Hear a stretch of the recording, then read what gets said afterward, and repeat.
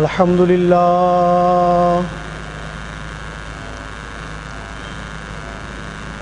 لله نحمده ونستعينه ونستغفره ونؤمن به ونتوكل عليه ونعوذ بالله من شرور أنفسنا ومن سيئات أعمالنا من يهده الله فلا مضل له ومن يضلله فلا هادي له ونشهد أن لا إله إلا الله وحده لا شريك له ونشهد أن سيدنا ومولانا محمدا عبده ورسوله وقال تعالى في محكم كتابه فأعوذ بالله من الشيطان الرجيم بسم الله الرحمن الرحيم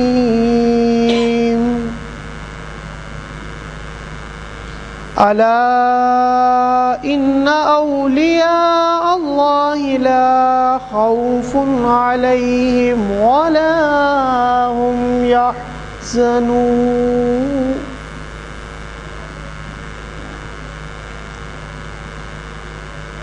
وقال رسول الله صلی اللہ علیہ وسلم کہ رب تعالی جب اپنے کسی پسندیدہ بندے سے محبت فرماتا ہے تو اس کا چرچا فرشتوں کے درمیان عام کر دیا جاتا ہے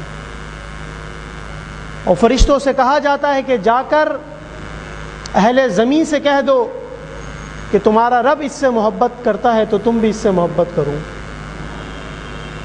مختصر سے حمد و صلوات کے بعد تمام تعریفیں اللہ رب العزت کے لیے جو تمام جہانوں کا پالنے والا ہے، ہم سب کا خالق و مالک ہے۔ تمام درود و سلام کے تحفے سرکار دو عالم نور مجسم شاہ بنی آدم صلی اللہ تعالی علیہ وآلہ وسلم کی خدمت اقدس میں نہایت واجب الاحترام حضرت علامہ مولانا عبدالرؤوف قادری دامت برکاتہم العالیہ قبلہ امام صاحب، شرکاء محفل، السلام علیکم ورحمۃ اللہ وبرکاتہ۔ رب تعالیٰ کا احسان عظیم ہے کہ اس نے ایک دفعہ پھر ہمیں موقع عنایت کیا کہ ہم اللہ کے برگزیدہ بندوں کا ذکر خیر کریں اور ان کی سیرت طیبہ طاہرہ کو سن کر اس کے مطابق اپنی زندگی بسر کرنے کی کوشش کریں۔ اسی سلسلے میں آج کی اس محفل کا انعقاد کیا گیا جو مسجد حاضہ کے اندر منعقد کی جا رہی ہے، اور مسجد کی کمیٹی اور شرکاء کے تعاون سے یہ محفل جاری و ساری ہے۔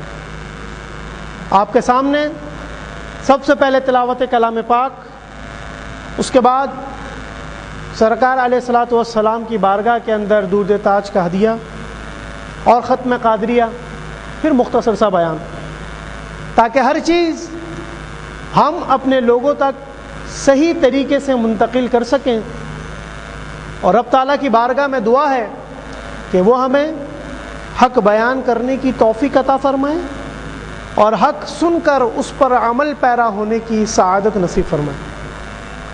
آج کی یہ محفل بسلسلہ 11ویں شریف بحضور غوث الثقلین قطب ربانی محبوب سبحانی قندیل نورانی سیدنا شیخ عبد القادر جیلانی رحمۃ اللہ تعالی علیہ کے نام کہ آج کی محفل میں ان کا ذکر خیر کیا جائے، ان کی صفات طیبہ طاہرہ کو بیان کیا جائے اور اولیاء کاملین کی تعظیم و توقیر کو اپنے دل کے اندر جگہ دی جائے اور ان کی محبت سے اپنے قلوب کو سرشار کیا جائے۔ سب سے پہلے اس بات کا جاننا ضروری ہے کہ ولی کسے کہتے ہیں؟ کیا ولی صرف اللہ کے نیک بندے ہوا کرتے ہیں، یا یہ معنی کسی اور اصطلاح کے اندر بھی استعمال کیا جاتا ہے؟ اس چیز سے متعلق رب تعالیٰ کا پاک کلام کا بیان کرتا ہے، آپ علیہ الصلاۃ والسلام کی احادیث مبارکہ اس سے متعلق کیا ہے، اور پھر صحابہ کرام رضوان اللہ تعالی علیہم اجمعین کی جو افعال تھے، ان کے جو اقوال تھے، کیا اللہ کے نیک بندے اس پر عمل کرتے ہوئے نظر آتے ہیں؟ ان باتوں کا جاننا ضروری ہے تاکہ ہمارے ذہن کے اندر اٹھنے والے وہ سوالات جو ہمیں پریشانی کا باعث بنتے ہیں کہ یہ اسلام کے اندر جائز ہے یا نہیں، اس کا اسلام سے کتنا تعلق ہے، اور اللہ کے نیک بندوں کا ذکر کرنا آیا کلام پاک یا احادیث طیبہ طاہرہ سے ثابت ہے یا نہیں، ان باتوں کو جاننا ضروری ہے۔ آپ کے سامنے جو آیہ کریمہ میں نے تلاوت کی، کلام پاک 11واں سپارہ سورہ یونس کی آیت نمبر 62 ہے۔ رب تعالیٰ کا ارشاد، الا ان اولیاء اللہ لا خوف علیہم ولا هم یحزنون، خبردار، بے شک اللہ کے نیک بندے، اللہ کے اولیاء، نہ ان پر کوئی خوف ہے نہ وہ غمگین ہوں گے۔ یہ اس آیہ کریمہ کے اندر رب تعالیٰ نے ان کی شان بیان کی۔ اب اس آیہ کریمہ کے ایک ایک لفظ کے اوپر ذرا نظر کرتے ہیں، پھر اولیاء کاملین کی سیرت طیبہ طاہرہ کی طرف دیکھتے ہیں کہ یہ آیہ کریمہ اس کے مطابق ہے یا نہیں۔ سب سے پہلے رب تعالیٰ نے جو الفاظ اس آیہ کریمہ کے اندر بیان کیے، وہ ابتدا ہوئی اس آیہ کریمہ کی الا سے، اور الا کس لیے آتا ہے؟ خبردار کرنے کے لیے، روکنے کے لیے، یا کسی بات کو سمجھانے کے لیے۔ تو رب تعالیٰ نے اس آیہ کریمہ کی ابتدا لفظ الا سے کی، الا، خبردار۔ انا، صرف خبردار سے ہی بات کو نہیں بیان کیا، بلکہ اس آیہ کریمہ کے اندر مزید وضاحت کے لیے انا کا لفظ بھی استعمال کیا، کیونکہ قد، لقد، الا، انا کلام پاک کے اندر اس طور پر استعمال کیے گئے ہیں کہ اس چیز کی مزید وضاحت بیان کی جائے اور اس کی پختگی کو لوگوں کے سامنے بیان کیا جائے، اور وہ بات جس کے منکرین گزشتہ دور کے اندر تھے یا مستقبل میں پیدا ہوں گے، ان الفاظ کے ساتھ اس کی تاکید کو بیان کیا جاتا ہے۔ اس کی مثالیں کلام پاک سے بیان کرتے ہیں۔ رب تعالیٰ کلام پاک کے اندر بیان کرتا ہے، لقد من اللہ علی المؤمنین اذ بعث فیہم رسولا، کہ تحقیق بے شک ہم نے مومنین پر احسان عظیم کیا کہ ان کے درمیان ہم نے اپنا رسول مبعوث کیا۔ کیونکہ اس بات کو آپ علیہ الصلوۃ والسلام کے دور انور کے اندر کفار مکہ نے انکار کیا تھا کہ آپ اللہ کے رسول نہیں ہو سکتے۔ رب تعالیٰ نے آیہ کریمہ کا ابتدا کی تو لقد کا لفظ استعمال کیا کہ تحقیق جان لو اس بات کو کہ یہ اللہ کا رسول ہے جس کو ہم نے تمہارے درمیان مبعوث کیا۔ دوسری مثال، قد جاءکم من اللہ نور و کتاب مبین، کہ بے شک اور تحقیق کے رب کی طرف سے تمہارے پاس ایک نور آیا اور ایک روشن کتاب آئی۔ کیوں؟ کہ ایک دور ایسا بھی آئے گا کہ لوگ نور کو بھی جھٹلائیں گے اور میرے پاک کلام کو بھی جھٹلائیں گے۔ تو اس بات کو مزید واضح کرنے کے لیے، اس کی تاکید کے لیے رب تعالیٰ نے لفظ قد کا استعمال کیا کہ جان لو بے شک۔ اس بات کو بیان کرنے کے لیے قد کا استعمال ہوا۔ بالکل اسی طریقے سے جب اولیاء کاملین کی صفات کو رب تعالیٰ نے اپنے پاک کلام کے اندر بیان کیا تو اس آیہ کریمہ کو رب تعالیٰ نے ان الفاظ کے ساتھ مزین کیا۔ الا کا لفظ سب سے پہلے آیا کہ خبردار، کہ کہیں تمہاری زبانیں اولیاء کاملین کے خلاف تو نہیں چل رہی، اپنی زبانوں کو روک لو، اپنے ذہن کے اندر اٹھنے والے شکوک و شبہات کو روک لو، اپنے دل کے اندر پیدا ہونے والی قدورت کو روک لو. اس بات کے اوپر کہیں تم اولیاء کاملین کی شان کے اندر گستاخی تو نہیں کر رہے؟ تو رب تعالیٰ نے لفظ استعمال کیا الا، اور نہ صرف الا، اس کے بعد انا کا لفظ استعمال کر کے اس پر اور تاکید بیان کر دی. یہ دو باتیں بیان ہوئی، الا انا. اب اس کے بعد دوسرا لفظ کیا بیان کیا؟ اولیاء. اولیاء یہاں پہ رب تعالیٰ نے ولی کی جمع کو بیان کیا، اولیاء. تو اس کے اندر تفسیر نعیمی کے اندر نعیم الدین مراد آبادی علیہ الرحمٰن نے، مفتی احمد یار خان نعیمی علیہ الرحمٰن نے اپنی تفسیر کے اندر اس آیت کی تفسیر کرتے ہوئے بیان کیا کہ ادھر لفظ اولیاء سے مراد یہ ہے کہ ہر دور کے اندر اولیاء کاملین کی جماعت موجود ہوگی. ایک ولی نہیں ہوگا، بہت سارے ولی ہوں گے. رب تعالیٰ نے لفظ اولیاء استعمال کیا، اور پھر صرف اولیاء کا لفظ استعمال کر کے بات مکمل نہ کی، بلکہ اس کے ساتھ لفظ اللہ کو ملا دیا. اولیاء اللہ وہ لوگ جن کی رب تعالیٰ نے مدد کی، اللہ کے ولی، اللہ کے نیک بندے. الا ان اولیاء اللہ، خبردار بے شک اللہ کے نیک بندے. یہ رب تعالیٰ نے اپنے پاک کلام کے اندر بیان کیا. یہاں تک ان کی بات مکمل ہوئی. اب ان کی صفت کی طرف چلتے ہیں. لا خوف علیہم، یہ وہ لوگ ہیں کہ جن کے اوپر کوئی خوف نہیں ہوتا. کس چیز کا خوف نہیں ہوتا؟ اس دنیا میں رہنے کا خوف نہیں ہوتا. کس حوالے سے؟ کہ ہم کمائیں گے کس طرح، اس کو خرچ کس طرح کریں گے، ہماری زندگی شریعت کے مطابق بسر ہو رہی ہے نہیں ہو رہی. وہ دنیا کی چاشنی کے اندر نہیں ہوتے، دنیا کی چاہت ان کے دلوں کے اندر گھر نہیں کرتی. ان کے دل کے اندر تو خوف خدا اور عشق رسول کی شمع فروزہ رہتی. لا خوف علیہم، اس دنیا کے ان کے اوپر کوئی خوف نہیں ہوگا. ولا هم یحزنون، نہ وہ غمگین ہوں گے. کب؟ نہ اس دنیا میں غمگین ہوں گے، نہ آخرت میں غمگین ہوں گے. کیوں؟ کہ وہ اس بات کو جانتے ہیں کہ رب تعالیٰ نے انہیں اپنے نیک بندوں کی فہرست کے اندر داخل کر لیا، اور ان کی زندگی شریعت مطہرہ کی عملی تفسیر بن گئی. اس لیے ان کے اوپر نہ کوئی خوف ہوگا، نہ کوئی غم، نہ اس دنیا کے اندر نہ آخرت کے اندر. یہ اس آیہ کریمہ کا ترجمہ اور اس کی کچھ تفسیر. اور جب بات یہاں تک ہو گئی تو رب تعالیٰ نے مزید وضاحت کی. لا خوف علیہم ولا هم یحزنون کہہ کر ان کی صفت بیان کی کہ نہ ان پر کوئی خوف ہوگا، نہ وہ غمگین ہوں گے.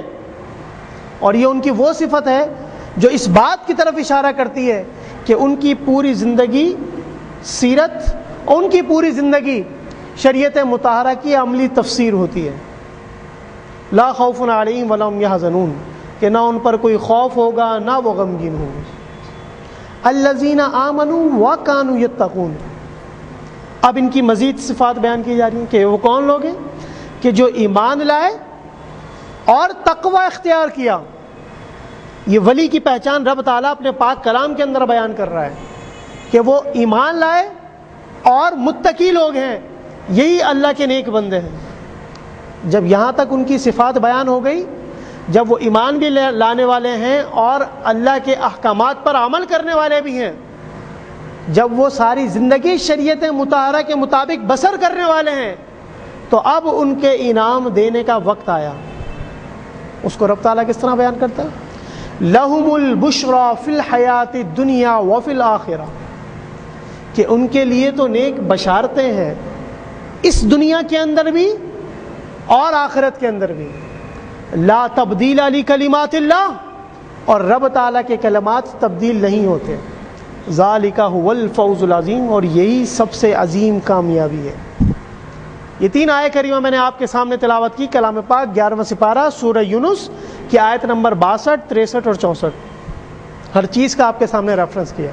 اب ان تینوں آیت کریمہ کو اپنے سامنے رکھ کر سرکار غوث اعظم رحمۃ اللہ تعالی علیہ کی زندگی کی طرف چلتے ہیں، اور پھر دیکھتے ہیں کہ یہ آیت کریمہ ان کی زندگی کے اندر کس طرح ہمیں باتوں کو واضح کرتی ہیں۔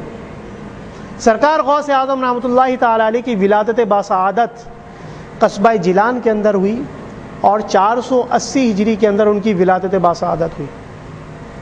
ان کی ولادت باسعادت ایک رب تعالیٰ کی عظیم نعمت اس امت کے لیے، ایک احسان اس امت کے لیے کہ اللہ کے ایک نیک بندے نے اس دنیا کے اندر آنکھ کھولی۔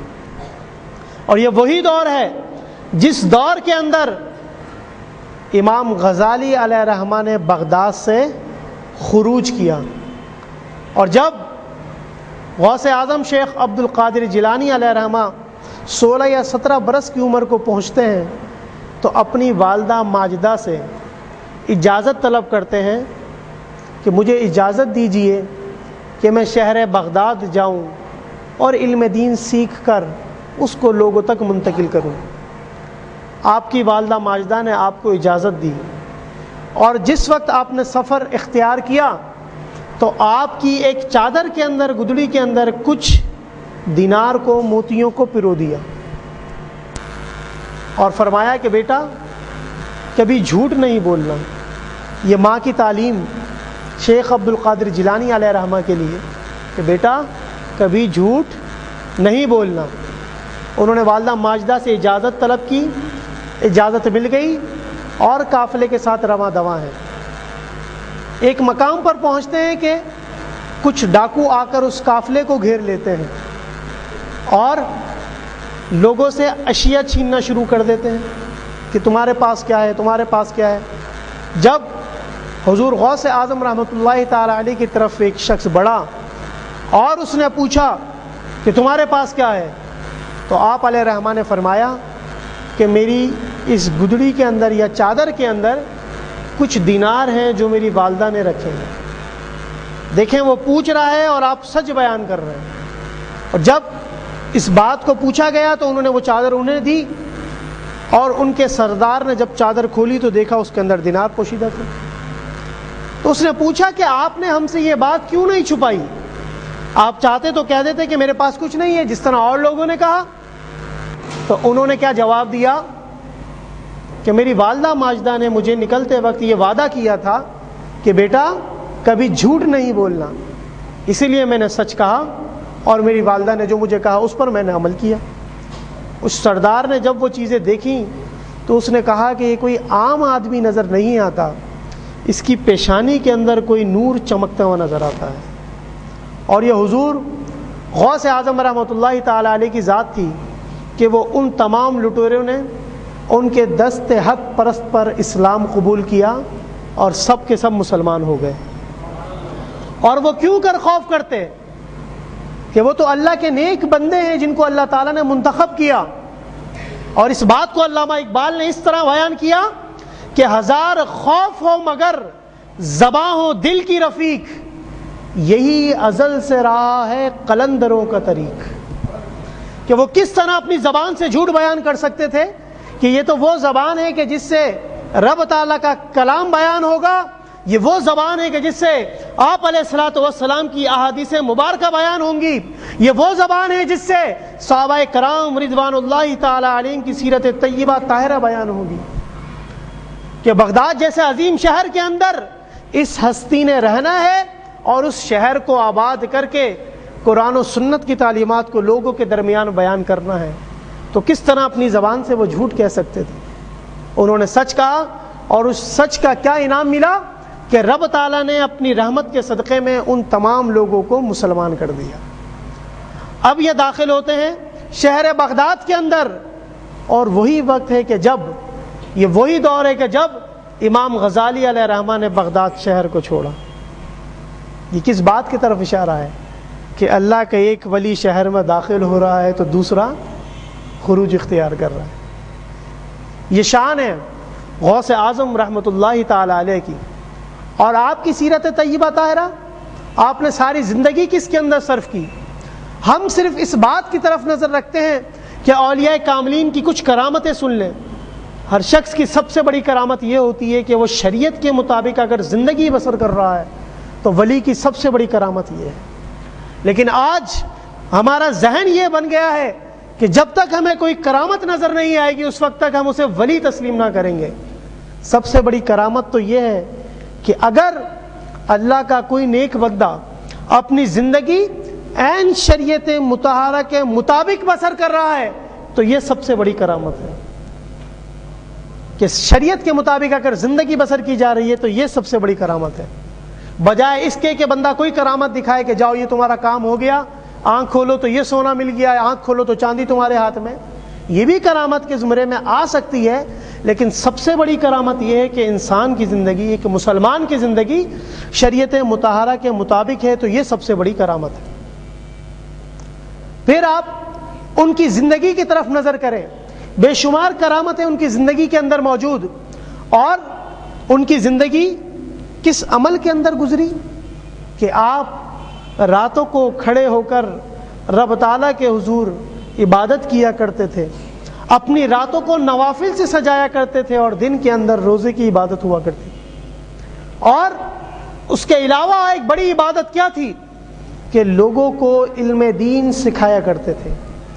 بغداد جیسے عظیم شہر کے اندر آپ نے اپنی زندگی گزاری اور دنیا کے سامنے قرآن و سنت کی روشنی کو بکھیرتے رہے، تدریس کیا کرتے تھے، طالب علم اتنے موجود ہوا کرتے تھے، تاریخ کے اندر بات آتی ہے کبھی سینکڑوں لوگوں کا حلقہ ہوا کرتا تھا، کبھی اس سے بھی زیادہ، کہ لوگ آپ کے خطبات کو سننے کے لیے، آپ کے واعظ و نصیحت کو سننے کے لیے دور دراز سے تشریف لاتے تھے، اور آپ کے بیانات کو سن کر اپنی زندگی کو اس کے مطابق بسر کرنے کی کوشش کرتے تھے۔ یہ ان کا سب سے بڑا عمل تھا۔ آپ کی بے شمار کرامتیں کتابوں کے اندر موجود، لیکن سب سے بڑی کرامت یہ کہ آپ نے اپنی زندگی شریعت مطہرہ کے مطابق بسر کی، اور یہی سب سے بڑی کرامت ہے کہ اگر انسان اپنی زندگی کو قرآن و سنت کے مطابق بسر کرنا شروع کر دے تو اس سے بڑی کرامت اور کچھ نہیں ہو سکتی کہ رب تعالیٰ کے نے اس بات کو اپنے پاک کلام کے اندر بیان کیا اور اپنے نیک بندوں کی صفات کی طرف اشارہ کیا، اور اپنے پاک کلام کو ان الفاظ کے ساتھ مزین کیا، والذین یبیتون لربہم سجدا وقیاما، کہ اللہ کے نیک بندے تو وہ ہیں کہ جو اپنی راتوں کو اس طرح سجاتے ہیں کہ کبھی قیام کی حالت میں ہوتے ہیں تو کبھی رکوع کی حالت میں ہوتے ہیں، کبھی قیام کی حالت میں رات بسر کی جا رہی ہے، کبھی رکوع کی حالت میں۔ وہ رات کے اندر بستر کے اوپر نظر نہیں آتے بلکہ مصلی کے اوپر اپنے رب کے حضور کھڑے ہو کر نوافل کی عبادت کیا کرتے ہیں، اپنے رب کو یاد کیا کرتے ہیں، اور دن کے اندر روزے جیسی عظیم عبادت کو ادا کیا کرتے ہیں۔ اس کے ساتھ ساتھ درس و تدریس، سب سے اہم کام یہ کہ لوگوں کو دین کی تعلیمات پہنچانا، لوگوں کو صحیح عقائد بتانا، ان کو تعلیمات اسلام سے روشناس کرانا، یہ سب سے بڑا کام تھا جو حضور غوث اعظم رحمۃ اللہ تعالی علیہ نے اپنی پوری زندگی کے اندر کیا۔ اور پھر بات کی جاتی ہے کہ کرامت کیا ہے، تو اس کرامت کو بھی ہم کلام پاک سے بیان کریں گے، اور آپ کو وہ دلیل بتائیں گے بھی کرامت کیا ہوتی ہے۔ اور رب تعالیٰ اپنے پاک کلام کے اندر بیان کرتا ہے۔ واقعہ کچھ اس طرح کہ سیدنا سلیمان علی نبینا علیہ الصلوۃ والسلام اپنا دربار سجائے ہوئے بیٹھے ہیں، اور ان کے دربار کے اندر جن و انس سب موجود ہیں، چرند پرند سب موجود ہیں ان کے دربار کے اندر، وسیع و عریض سلطنت کے مالک دربار کے اندر موجود، اور اپنے درباریوں سے کس طرح کلام کر رہے ہیں، اس بات کو رب تعالیٰ نے اپنے پاک کلام کے اندر بیان کیا۔ کلام پاک 19واں سپارہ سورہ نمل کے اندر اس بات کو بیان کیا۔ قال یا ایھا الملأ ایکم یأتینی بعرشھا قبل ان یأتونی مسلمین، کہ اے میرے درباریوں، تم میں سے وہ کون ہے جو بلقیس کا تخت میرے پاس لا کر رکھ دے اس سے پہلے کہ وہ مطیع و فرما بردار ہو کر حاضر ہوں۔ اب دیکھیں وہ اپنے درباریوں سے کس بات کو بیان کر رہے ہیں۔ اتنا بڑا دربار لگا ہوا ہے، جن و ان سب بیٹھے ہوئے ہیں، اور وہ اپنے درباریوں سے اس بات کو بیان کر رہے ہیں کہ ہے کوئی تم میں سے ایسا کہ ملکہ بلقیس کا تخت جو یمن کے اندر ہے وہ وہاں سے اٹھا کر میرے بارگاہ کے اندر پیش کر دے، اور حضرت سلیمان علیہ الصلوۃ والسلام ملک شام کے اندر ہے، اور اس کا تخت بلقیس کا یمن کے اندر ہے۔ روح البیان کے اندر، روح المعانی کے اندر اس بات کو بیان کیا علامہ محمود آلوسی علیہ الرحمہ نے کہ اس کی مسافت کوئی 2 سے 2.5 ماہ کی مسافت تھی، کہ اگر سفر کیا جائے تو 2 سے 2.5 ماہ کے اندر وہاں پہنچیں گے آپ۔ اس بات کو سیدنا سلیمان علیہ نبینا علیہ الصلوۃ والسلام اپنے درباریوں کے درمیان بیان کر رہے ہیں۔ ایک بات تو یہ سمجھ آتی ہے کہ وہ اپنے درباریوں میں ایسی بات کر رہے ہیں کہ کوئی نہ کوئی تو ایسا ہے جو میری بات پر لبیک کہے گا اور رب کی عطا کردہ طاقت کے تحت وہ اس کام کو کر دے گا۔ اتنا تو سب جانتے ہیں، اس بات کو رب تعالیٰ پاک کلام میں بیان کر رہے ہیں۔ یہ آئے کریمہ انہوں نے اس بات کو اپنے درباریوں کے سامنے پیش کیا تو کہیں نہ کہیں سے رسپانس تو آنا تھا، کوئی جواب تو دینا چاہیے تھا۔ تو اب جواب کیا آتا ہے؟ قال عفریت من الجن انا آتیک بہ، کہ میں ایک بڑا جن آپ کی بارگاہ کے اندر پیش ہوا اور اس نے عرض کی کہ اے اللہ کے نبی، میں وہ تخت آپ کی بارگاہ کے اندر لا سکتا ہوں قبل ان تقوم من مقامک، اس سے پہلے کہ یہ مجلس برخاست کی جائے، وانی علیہ لقوی امین، اور میں اس کے اوپر طاقت بھی رکھتا ہوں اور یہ کام امانت کے ساتھ ادا بھی کر سکتا ہوں۔ یہ کون کہہ رہا ہے؟ ایک جن یہ بات کہہ رہا ہے کہ میں یہ کام کر سکتا ہوں، اور کتنی دیر میں کروں گا یہ کام؟ صرف اتنی دیر میں یہ کام کروں گا کہ جب تک آپ کی محفل سجی ہوئی ہے اس کے اندر اندر میں اس تخت کو اٹھا کر آپ کی بارگاہ کے اندر پیش کر دوں گا۔ محفل ختم ہونے سے پہلے وہ تخت آپ کی بارگاہ میں ہوگا۔ لیکن ان کو اس سے زیادہ جلدی چاہیے تھا۔ اب دیکھیں، ایک جن یہ دعویٰ کر رہا ہے کہ میں یہ کام کر سکتا ہوں کہ وہ تخت جو یمن کے اندر موجود ہے 2 سے 2.5 ماہ کی مسافت کے اوپر، اتنی دور ہے، میں اس کو آپ کی محفل برخاست ہونے سے پہلے آپ کے سامنے حاضر کر سکتا ہوں۔ وَإِنِّي عَلَيْهِ لَقَوِّيٌّ أَمِينٌ، نہ صرف حاضر کر سکتا ہوں بلکہ اس نے اپنی صفت بھی بتائی کہ یہ کام کرنے کے لیے میرے اندر طاقت بھی ہے اور میں اس کے اوپر امین بھی ہوں۔ لیکن سیدنا سلیمان علیہ نبینا علیہ الصلوۃ والسلام کو اس سے بھی جلدی چاہیے تھا۔ اب اس بات کے منتظر کہ شاید کوئی اور اس بات کا دعویٰ کرے کہ وہ اس سے بھی پہلے لیا ہے، تو پھر کیا بات بیان ہوتی ہے؟ قال الذی عندہ علم من الکتاب، کہ ایک شخص، ان کا ایک امتی، ایک ولی وہ کھڑا ہوا اور اس نے کہا کہ میں اس تخت کو آپ کی بارگاہ میں حاضر کر سکتا ہوں کتنی دیر کے اندر؟ قبل ان یرتد الیک طرفک، اس سے پہلے کہ آپ کی پلک جھپکے اور میں تخت کو حاضر کر دوں گا۔ یہ کون بیان کر رہا ہے؟ ان کا ایک امتی، ایک ولی جو ان کی بارگاہ کے اندر بیٹھا ہوا ہے، اور اس کی کیا شان رب تعالیٰ نے بیان کی؟ اس کو کتاب کا علم حاصل ہے، وہ کتاب کا علم رکھتا ہے، کتاب کو جاننے والا ہے، اسم اعظم کا وہ ورد کرنے والا ہے، اس کو جاننے والا ہے۔ قبل ان یرتد الیک طرفک، آپ کی پلک جھپکنے سے پہلے میں اس کو آپ کی بارگاہ میں حاضر کر دوں گا۔ یہ شان بیان کی جا رہی ہے سیدنا سلیمان علیہ نبینا علیہ الصلوۃ والسلام کے ایک امتی کی، ایک ولی کی، جس کو رب تعالیٰ اپنے پاک کلام کے اندر 19ویں سپارہ سورہ نمل کے اندر بیان کر رہے ہیں۔ جب یہ شان ہو سکتی ہے سیدنا سلیمان علیہ نبینا علیہ الصلوۃ والسلام کے ایک امتی کی، وہ بھی اللہ کے نبی ہیں سلیمان علیہ نبینا علیہ الصلوۃ والسلام، لیکن افضل الانبیاء، افضل البشر سیدنا محمد الرسول اللہ صلی اللہ تعالی علیہ وآلہ وسلم کی ذات اقدس، وہ امام الانبیاء والمرسلین ہیں۔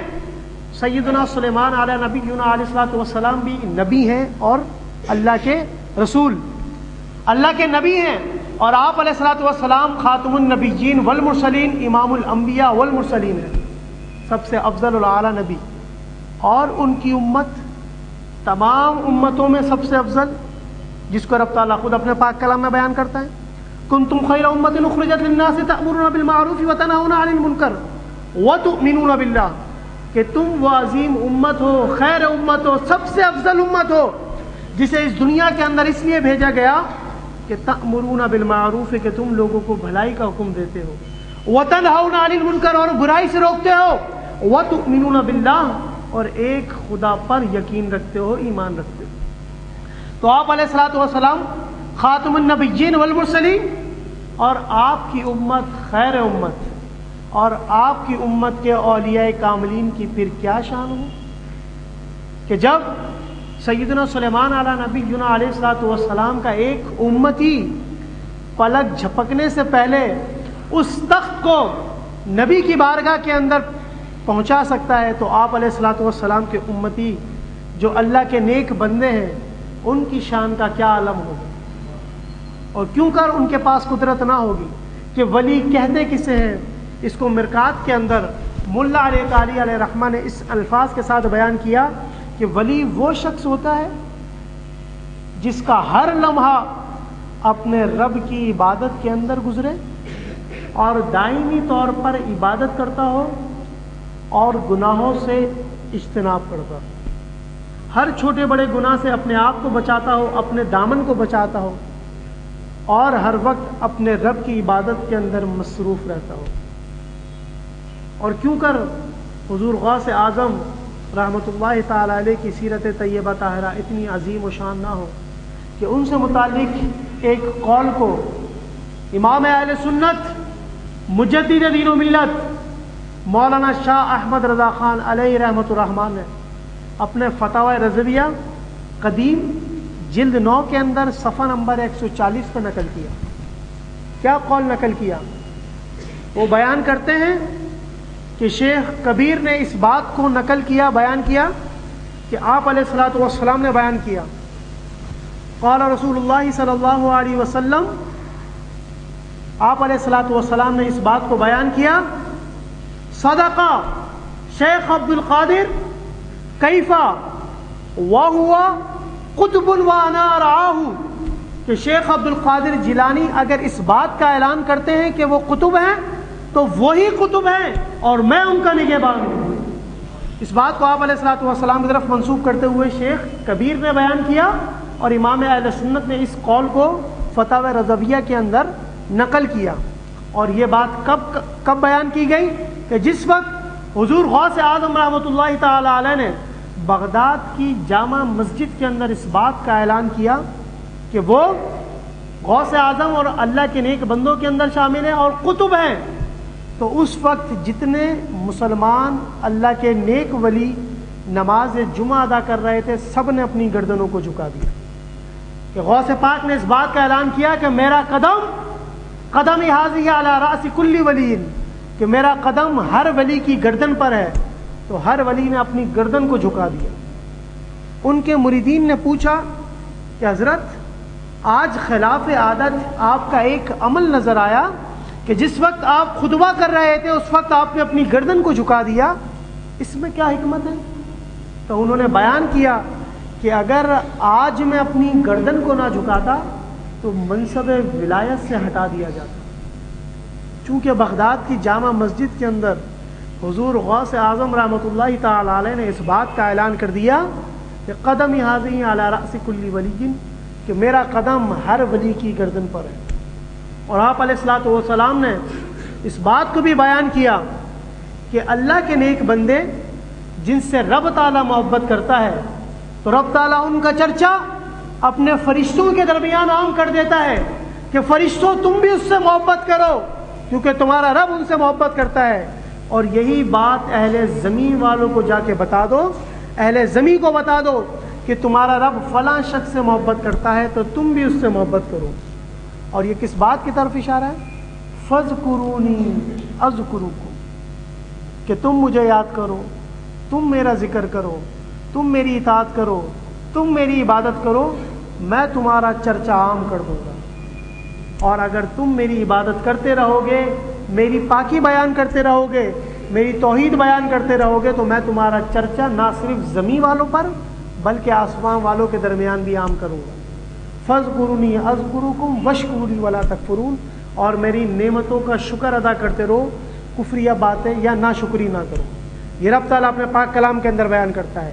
اور اللہ تعالیٰ اپنے نیک بندوں کی محبت کس طرح لوگوں کے دلوں کے اندر ڈالتا ہے، اس کو رب تعالیٰ اپنے پاک کلام کے اندر بیان کرتا ہے۔ کلام پاک 16واں سپارہ سورہ مریم کے آخری رکوع کے اندر رب تعالیٰ بیان کرتے ہیں والذین آمنوا وعملوا الصالحات سیجعل لهم الرحمن ودا، کہ اللہ کے نیک بندے جو ایمان لائے اور اعمال صالحہ کرتے رہے، ان قریب ان کی محبت رب تعالیٰ لوگوں کے دلوں کے اندر ڈال دے گا۔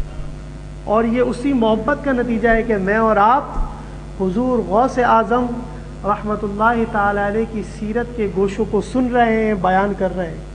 یہ ان کی محبت ہی ہے کہ آج ان کا ذکر خیر کرنے کے لیے رب تعالیٰ نے ہمیں منتخب کیا۔ اور یہ بات بھی بیان کی جاتی ہے کہ تنزل الرحمہ عند ذکر الصالحین، کہ جہاں صالحین کا ذکر خیر کیا جائے وہاں پر رب کی رحمتوں کا نزول ہوتا ہے۔ اور کیوں کرنا ہو کہ ہم اللہ کے نیک بندوں کے ذکر خیر کو کرتے ہیں تو رب تعالیٰ اپنی رحمت کے صدقے میں ہمیں ان جیسا بنا دے، ان کی طرح زندگی بسر کرنے والا بنا دے۔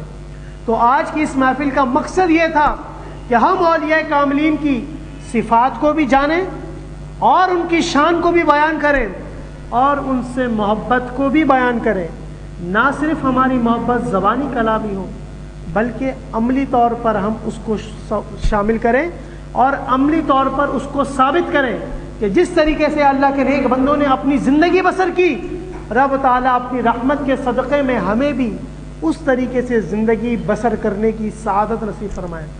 حضور غوث اعظم رحمۃ اللہ تعالی علیہ نے اپنی ساری زندگی حق بیان کیا، قال اللہ و قال رسول، کہ رب تعالیٰ نے یہ بیان کیا، اللہ کے رسول نے یہ بیان کیا۔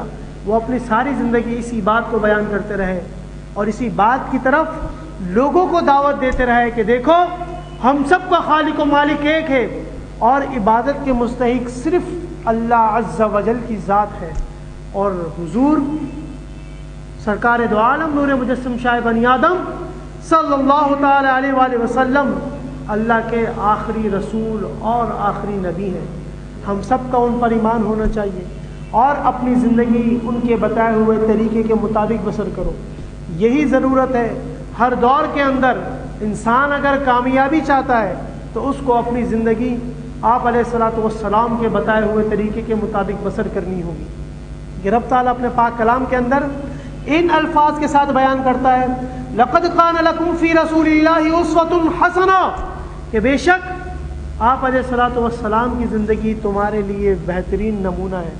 اس بات کو رب تعالیٰ اس لیے بیان کرتا ہے تاکہ انسان اگر راہ ہدایت پر گامزن ہونا چاہتا ہے اور وہ یہ چاہتا ہے کہ دنیا اور آخرت کے اندر کامیابی اس کے قدم چومے اور دونوں جہانوں کی بھلائیاں اس کے مقدر میں لکھ دی جائیں، تو اس کو اپنی زندگی آپ علیہ الصلوۃ والسلام کی زندگی کے مطابق بسر کرنی ہوگی۔ جو باتیں آپ علیہ الصلوۃ والسلام نے بیان کی اس کے مطابق اپنی زندگی کو ڈھالنا ہوگا، قرآن و سنت کی تعلیمات پر عمل کرنا ہوگا، اپنے رب اور آپ علیہ الصلوۃ والسلام کو راضی کرنا ہوگا۔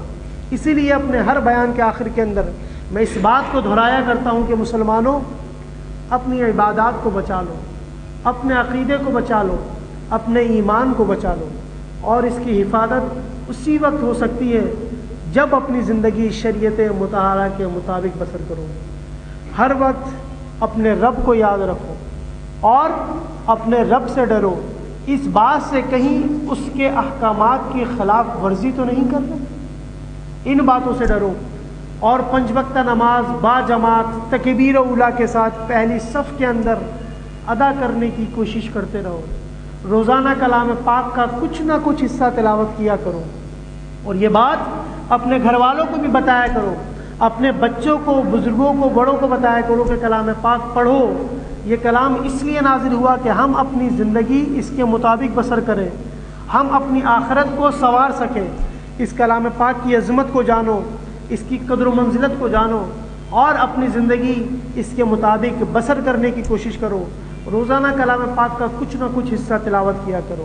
علماء اہل سنت سے اپنے دامن کو وابستہ رکھو، ان کے دامن کو اپنے ہاتھوں میں تھامے رکھو، اپنے عقائد کی اصلاح رکھو، اپنے ایمان کی حفاظت کے لیے شریعت مطہرہ کے مطابق زندگی بسر کرو، اور ہر وقت اپنے رب کی پاکی کو بیان کرتے رہو۔ آپ علیہ الصلوۃ والسلام کی ذات اقدس پر درود و سلام کے نذرانے پیش کرتے رہو۔ ہر وقت اپنے رب سے مغفرت کی دعا کرتے رہو، یا رب تو ہمیں معاف فرما، ہمارے گناہوں کو معاف فرما، تاکہ ہم اس دنیا کے اندر بھی کامیابی سے زندگی بسر کریں اور کل بروز قیامت رب کی بارگاہ کے اندر سرخرو ہو اور اللہ کے نیک بندوں کی فہرست کے اندر ہمارا نام موجود ہو، ان کی صف کے اندر ہم کھڑے ہوں، اور رب تعالیٰ اپنی رحمت کے صدقے میں ہماری بخشش کرے اور ہمیں داخل جنت کرے۔ آخر میں رب تعالیٰ سے دعا ہے جو کچھ حق بیان ہوا اس پر عمل کرنے کی توفیق عطا فرمائے، دوران بیان کوئی غلطی کوتاہی ہو رب تعالیٰ اپنی رحمت کے صدقے میں معاف فرمائے، ہم سب کو شریعت مطہرہ کے مطابق زندگی بسر کرنے کی توفیق عطا فرمائے، ہم سب کا خاتمہ بالخیر بالایمان فرمائے۔ وآخر دعوانا ان الحمد للہ رب العالمین۔